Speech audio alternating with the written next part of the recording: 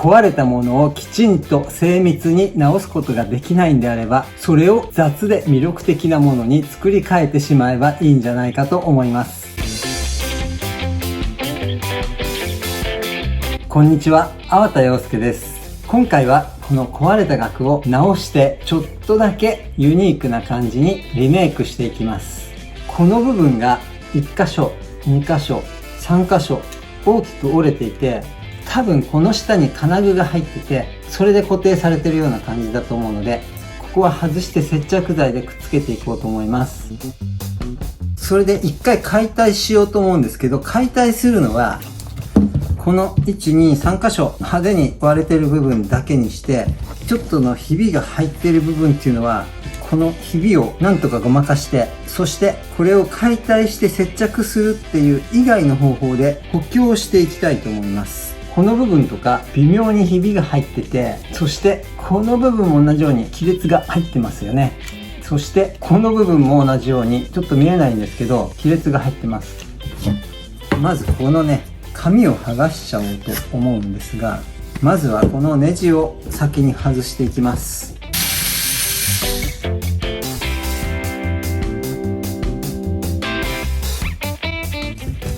外した金具とネジはここになくさないように入れておきます。このグリーンの紙について調べたんですが、これは湿度とかを保ったり作品を保護するためのなんか特別なシートみたいなんですけど、この紙を買って貼り直すかどうかはちょっとまだ不明です。めんどくさいな。ここにシール剥がしがあるんですがこれをつけたら剥がれるのかな。どうやって使うんだこれ。これはただ垂らせばいいのかな。多分これ一回この表面を剥がした方がいいかもしれないですね。もうスクライパーで。なかなかいいですね。あんまり良くないなこれを垂らしてみたらどうなんだろう。ちょっととてもめんどくさいので、いっぱいかけすぎちゃった。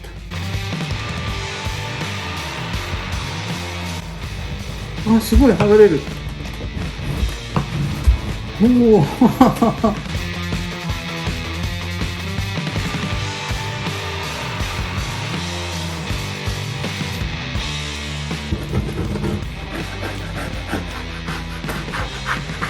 めんどくさいなこれ。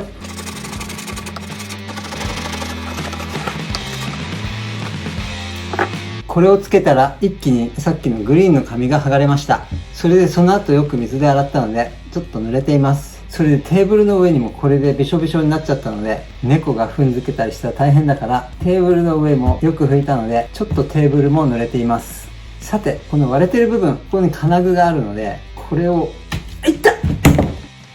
ちょっと手を切ってしまいました。危ないですね。ああいう風にやれば外れることが分かったんですけど、ちょっと手を切ってしまいました。ハンマーなしでこれが外れることが分かったんですが、今度は手を切らないように気をつけます。ここですねこれも割れちゃいそうだな。なんかこれも全部バラバラになりそう。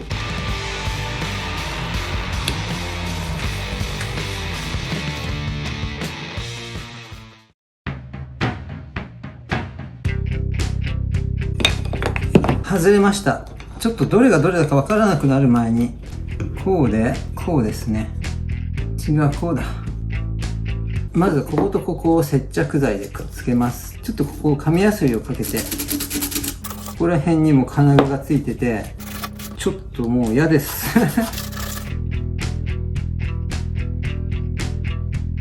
ここになんか金具が飛び出てるんで、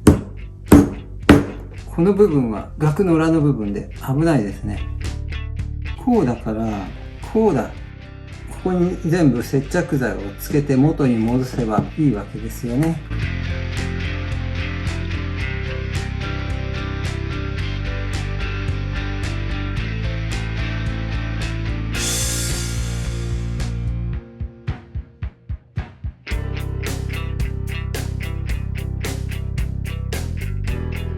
ここを元通りにくっつけたんですが、亀裂が入って見えることには変わりがありません。接着するまでここが歪んでしまうと困るので、平らなところに置いて乾かしておこうと思います。額を直すって言っても、元通りのきちんとした形には私は直せないので、ちょっと変わった感じの額にしていきます。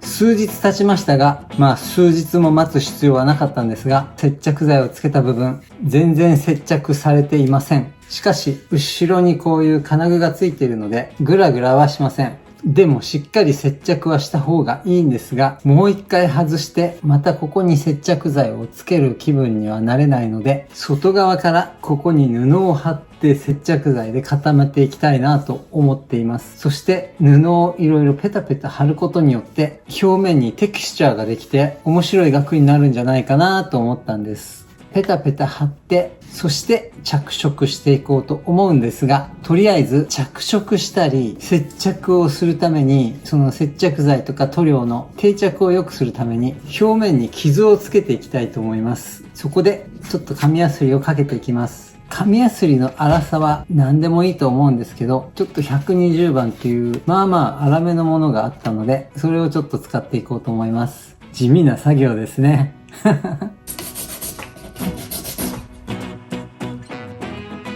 紙やすりをかけるのはペイントを剥がすのは目的ではなくて、表面に傷をつけることだけが目的です。なので、少しだけやすって傷がつけばいいんです。ただどこに傷つけたかわからなくなってしまうので、順番にやすっていきます。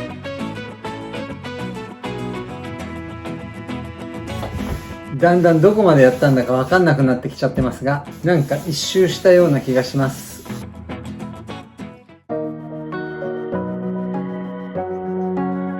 キャンバスで額の部分を全部覆う必要はないと思うんですが、この継ぎ目の部分だけ補強するために必ずキャンバスを貼る必要がありますよね。あとはこの隙間を埋めるためですね。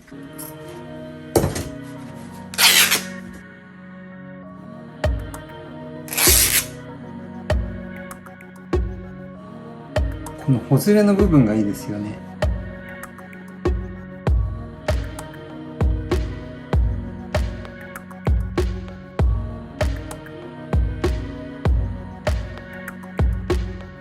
これがこのつなぎ目の部分ですね。隙間にも接着剤を流し込んで、流れ込むかわかんないけど、覆うように。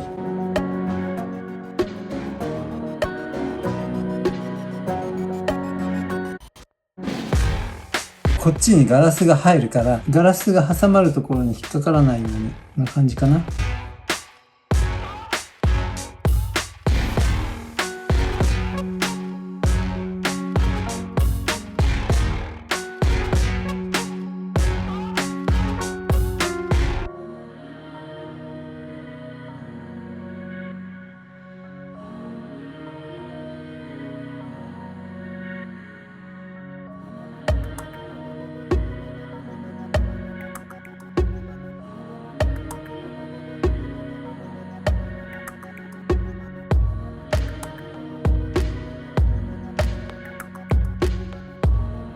こんな感じにキャンバスを貼っていきました。接着剤が乾いたら定着剤のジェスを塗っていきます。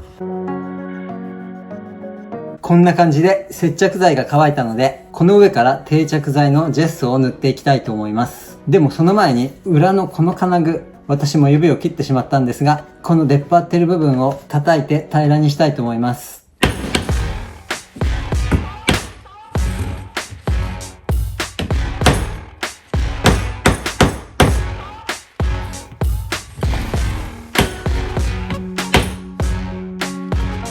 大丈夫そうですね。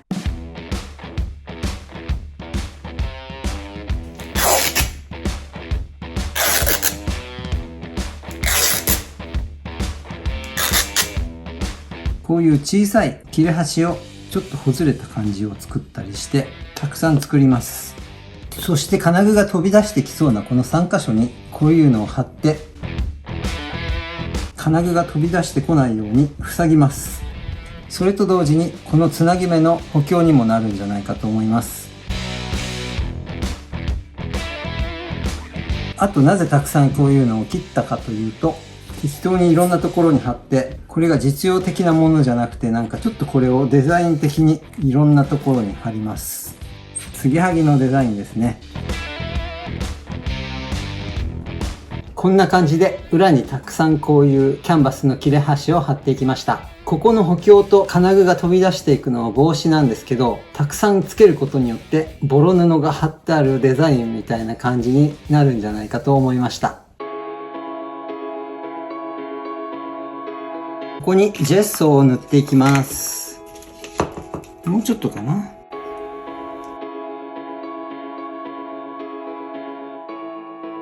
この部分は切ってすっきりさせよう。少しぐらいいったこういうのもね、こういうのもなるべく平らにしたいと思います。なんか昨日はボロボロ出てた方がかっこいいかなと思ったんだけど、ちょっと気が変わりました。ちょっとぐらいいいやこの補強の部分以外は接着剤をちゃんとつけなかったんですけど、このジェッソで接着っていうか、しっかりこのキャンバスが額にくっつきます。ここにジェスト塗るだけだったらもうさっさと塗って終わってるんですけど、このキャンバスっていうのは結構意外にジェストをたくさん使います。だからもしジェストを塗らないで絵の具を塗っていったら、絵の具をたくさん吸って塗るのにものすごく時間がかかります。あと絵の具の量もたくさん使います。ですがジェストを塗れば絵の具も節約ができるっていうわけです。ただジェストは節約できないですけどね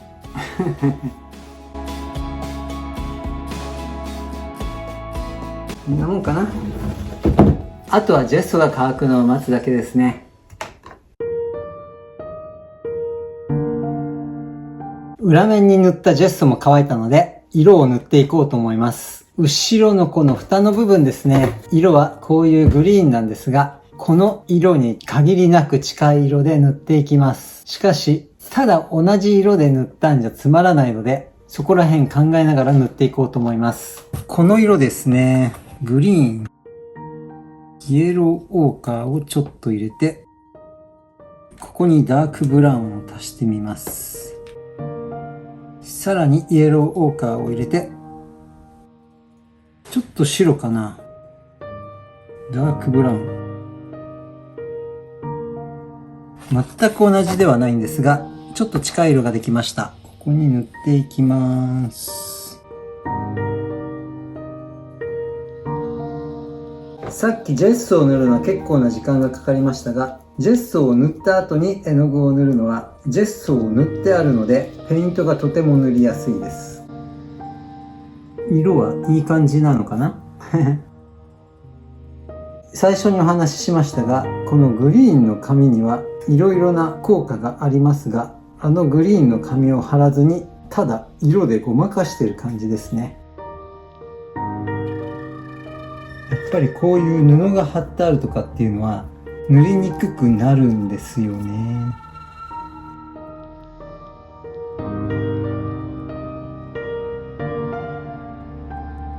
なんかこの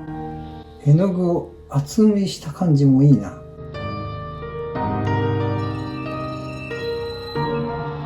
このブラシストロークが布切れのテクスチャーとなんかマッチしてていいですね。かなり似たような色なんですけど、なんかひねりがなくて面白くないので、ちょっと違うトーンのグリーンを入れたりしていこうと思います。こんな感じの色を作って、そして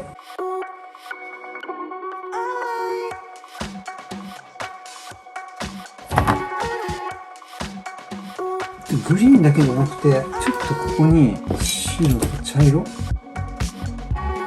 こんな感じの色を入れて、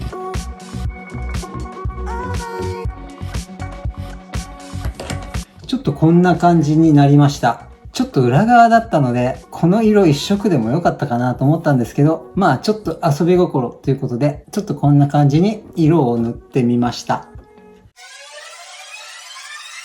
絵の具が乾きましたが、すごくいい感じなんじゃないかと思います。そしたらちょっとニスを塗っていこうと思うんですが、艶消しのニスを塗っていきたいと思います。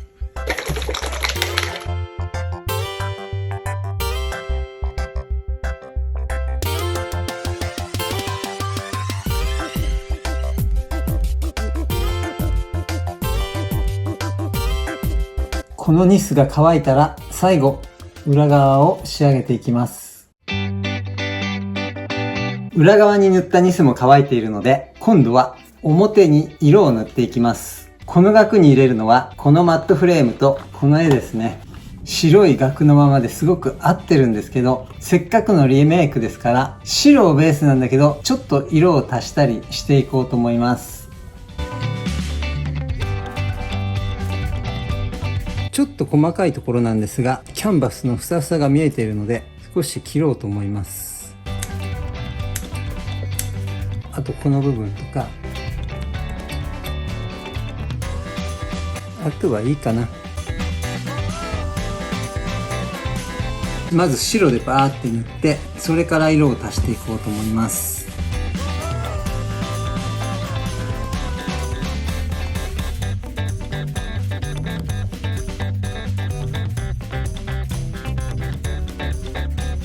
今度は絵の具が乾く前にちょっと色を足していきます。マットと似た傾向の色を作って、この上にさっと塗っていくんですけど、この部分白にしたいな。ここは白を残そう。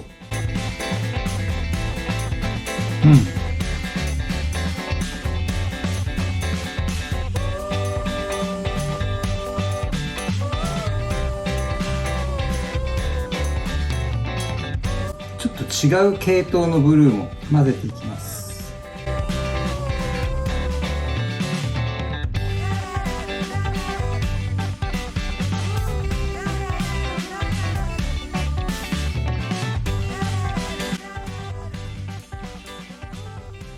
いいんじゃないかな。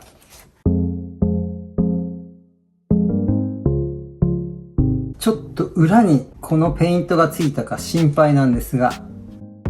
やっぱりついてました。どうやろうかな、これ。こういうところにペイントがついてしまいましたが、ちょっと乾かないうちに拭き取ってしまいます。これはどうやろうかなと思ったんですが、ちょっとできるかわかんないけど、ここに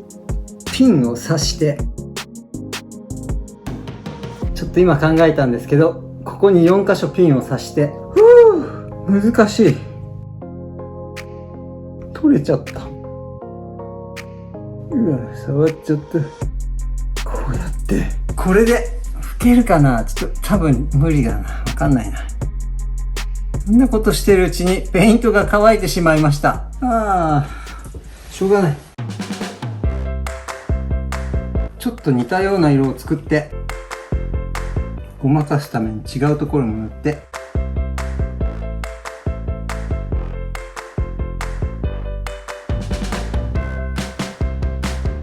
画鋲が外れてしまった。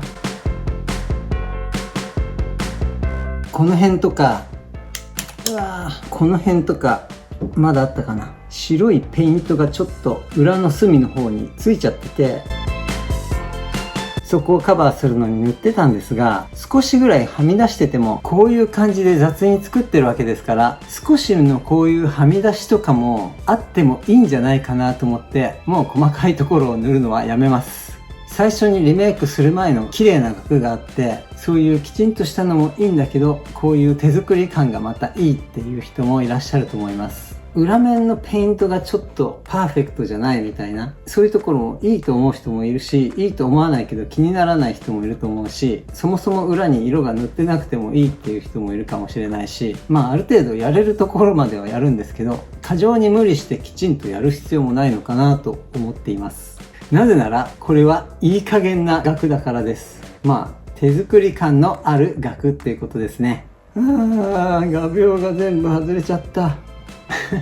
ちょっと乾くまで壁にでもかけておこうと思います。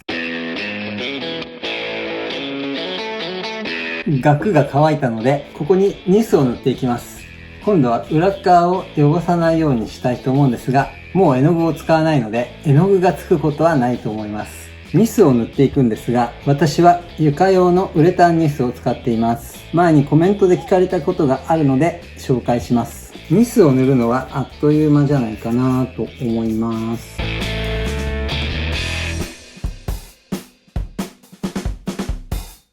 ニスを塗るのはあっという間でしたそしてこの床用のニスなんですけど、私も作品の仕上げに塗るのにいろんなニスを使ってきたんですけど、このニスが一番良かったです。そんな感じで本当は教えたくないぐらいなんですけど、前にコメントで聞かれたことがあったので今紹介します。いろんなニスがあって、例えば作品同士こうやってくっついてると張り付いちゃって、でパッて剥がすとどっちかのペイントがどっちかの作品にくっついて、ペイントが剥がれちゃうってことですね。そういったことがあるんですけど、この床用のウレタンニスは私の作品ではそういったことが起こっていません。ちなみに10年以上愛用しています。前にマットフレームの切り方かなんかの動画で案件がうざいとかって書いてあったんですけど、案件ってどういう意味だろうって考えてみたら、多分道具を紹介したので、そこからお金をもらってる案件だったんじゃないかって思われてると思ったんですけど、こういった商品を紹介することで私は誰からも1円ももらったことがありません。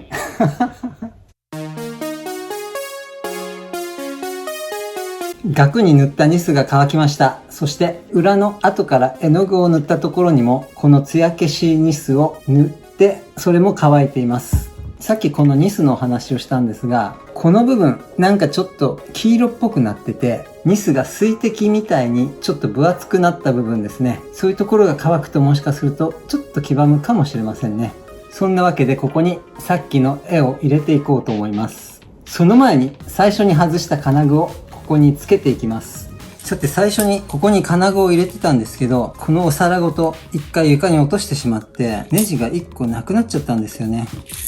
この4つの金具に対してこのネジが3つしかないんですが、1本だけ違うネジになるとおかしいので4本別のネジを用意しました。そしてこの額を吊るすための金具がこれも1個しかついてなかったので2つお揃いのを揃えました。これを使います。そしてこれを留めるネジも全部統一します。そしてこれが4箇所ついてたんですよね。こんな感じだね。今度はこの金具ですね。どこにつけようかな。どっちが上がいいかな。こんな感じがいいわ。なんとなく3センチぐらいにしようかな。ここから3センチね。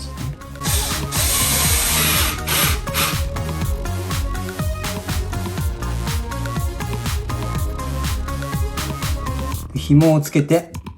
こんな感じです。ちょっと光っちゃうんでガラスは入れてません。こんな感じでやっと完成しました。マットフレームの動画とグワッシュで絵を描く動画と額をリメイクする動画3本作ったので、実際にマットフレームを切って絵を描いて額をリメイクする作業よりも私にはもっともっと長く感じました。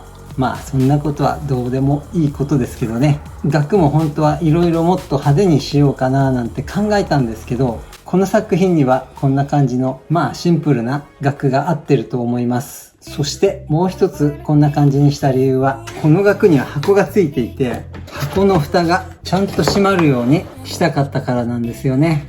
そして箱にも入ったことですし、そろそろ動画を終わりにしようと思います。この動画が良かったと思った方は、いいねやチャンネル登録、それから動画の感想などもコメントで教えていただけると嬉しいです。最後までご覧いただきありがとうございます。また次回お目にかかりましょう。さようなら。